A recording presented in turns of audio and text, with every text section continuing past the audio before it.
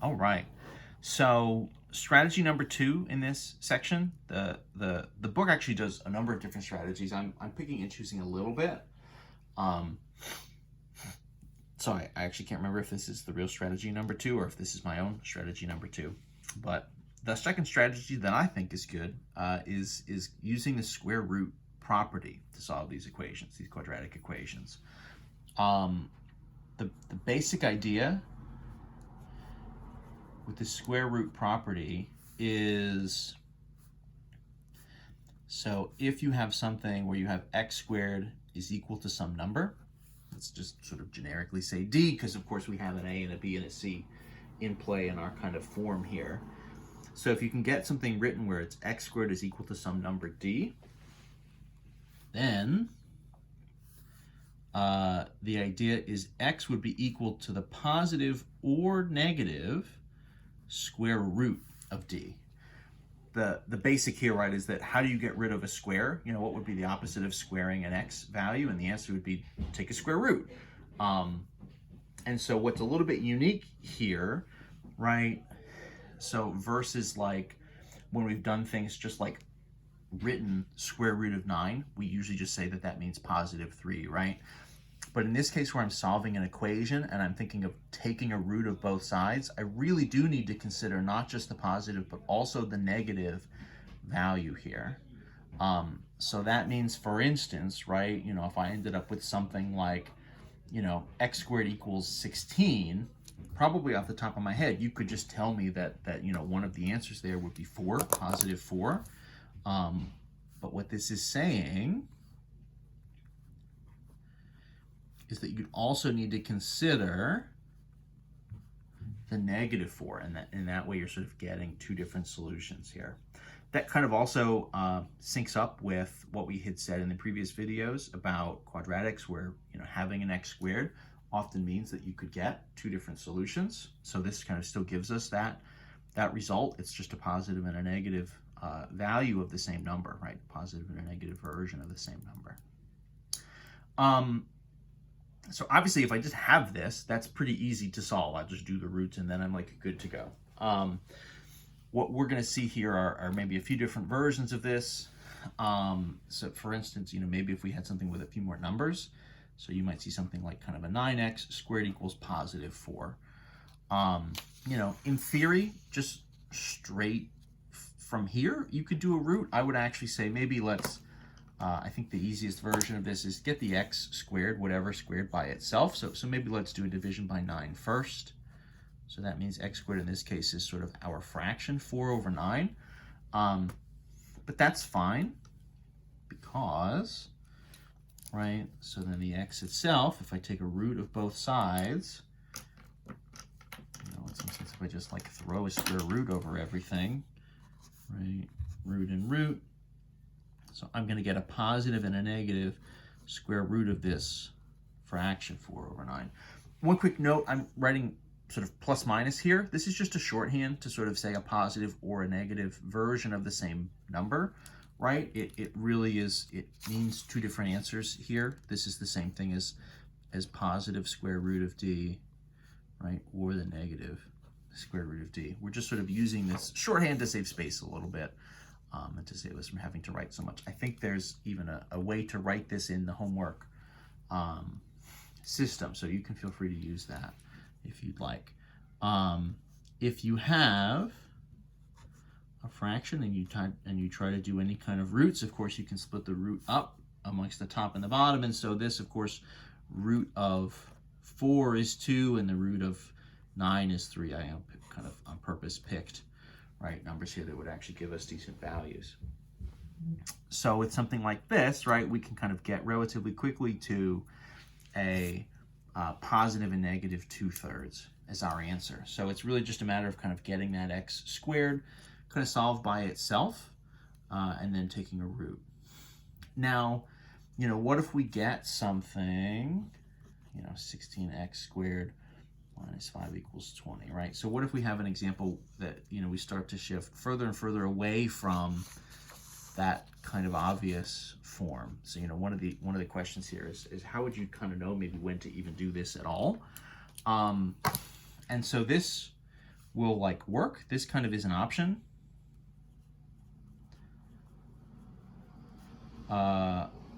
When your kind of b value is 0, right? That is when you don't have just like an x to the 1 term. So if you don't have that, if you just have like a squared term and then numbers, right, you can essentially solve it for the x squared and then do a root and get positive and negative versions of your answer. So in this case, the strategy would be, well, right, kind of add the 5 over, right? So then you've got 16, x to the 2, right? 20 plus 5 is 25, and then you can do your division, right? 16 comes over. We're going to get another one of these fractions, right? So x squared is like 25 over 16.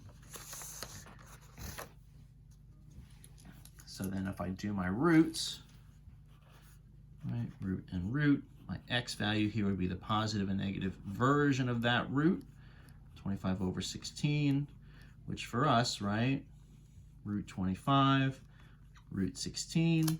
So your x here would be plus and minus 5 over 4. We can go with that. Let's do another couple. One thing that I always think is interesting is you can actually do this even if it's not strictly an x squared. So something like, for instance, 2 times the quantity x minus 2 squared equals 18. So you might say, all right, is this even a quadratic equation anymore? It really doesn't look like it. And the answer is yeah, you know, what you could do, right?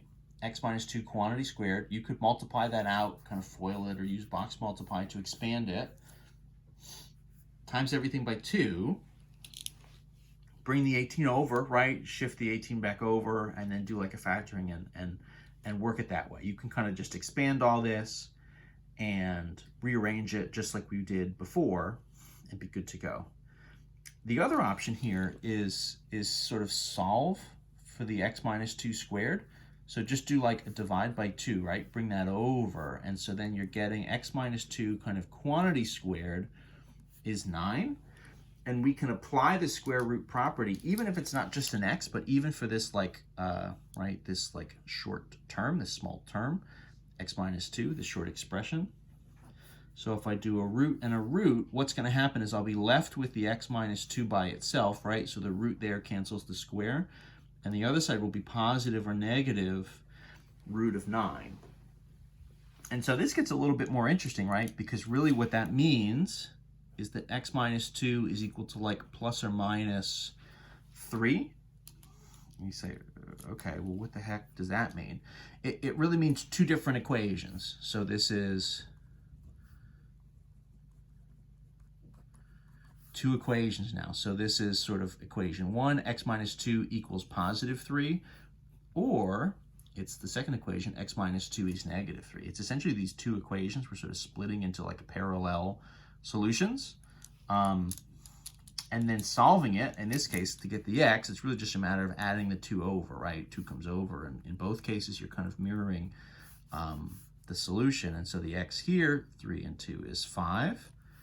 Would for us be kind of solution number 1. And then over here, negative 3 and 2, so the x would be negative 1. And those would be our 2 solutions. So pretty interesting, right? You can still do the same kind of techniques and really expand it. What happens is you maybe just do a little bit of algebra afterwards, but that's totally reasonable and absolutely works. I because I like math, sort of think those are fun. If for whatever reason this is just like maybe not coming as naturally to you, you can also, right, do what I said before and expand this out, multiply, right, 2 into the expanded version, and then bring the 18 over and factor it. You should be able to do that fine and factor it down, and apparently you'd end up with an x minus 5 and an x plus 1, it looks like, when all is said and done. One other thing I'll kind of add on here is a little bit of an extra, and this is going to come up in our last video as well. So what about square root of a negative, right? So what if I ended up with something like, you know, x squared plus 4 equals 0? You know, what are my solution options here, right? Because this would start to give me x squared is negative 4.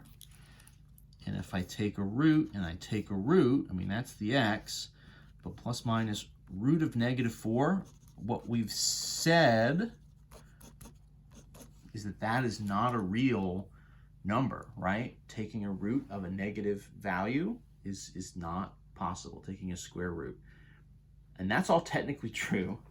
However,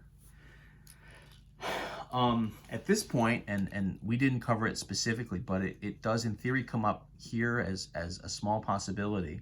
If this happens, we have a notation that we can use to write this. So in this case, we can use I is the square root of negative 1 is an imaginary number. So literally is not a real number, right? Is what would not be real would be imaginary, and that's where we're sort of getting this I from, right? So positive, negative, the root of negative 4, right? Root of 4 should be 2, but with this negative here, what's going to happen? So the idea is if I get a negative value underneath the square root, what I'm going to do is say, okay, so like technically this is not real. It sort of does not exist. But, you know, what if I wanted to write it? What I would do is I would say it's positive, negative, root of 4, and I'm going to use this I here as kind of a placeholder for the root of the negative. And in that way, I would get sort of a positive and a negative 2 times this imaginary I. So this can happen. This is a thing that can happen here when we're doing these roots, right? You know, if we're just doing factoring, what'll happen in some instances is just like you can't factor, you can't find numbers that work. In which case you have to use something else. If you try doing this technique and doing a root, you can kind of get to something like this where, you know, in theory you sort of have a way you can kind of see numbers, you could see what they would be, but there's this root of the negative. So technically the solution there doesn't exist, but what we'll say is use this imaginary I, use this I notation, this imaginary notation. That gives you a way to still sort of write a solution and not just say does not exist or no solution. You know, just writing no solution doesn't tell you a whole lot about what went wrong and why. At least in this way, we can sort of have a little better sense of the type of answer you know, it would have been if it existed. And it turns out later on in more advanced math and in more advanced math applications, there actually are ways to sort of use these imaginary values to do stuff in the real world. So even though they don't quite exist, there are kind of ways to use them, and they can be very, very helpful later on. So I just want to have that as sort of a quick, you know, just a quick little kind of disclaimer, I guess. It's just this can happen. It is a thing that you should watch for, in theory, starting now. So there you go. We'll do one more solution technique here to kind of wrap this section up, and that'll be that.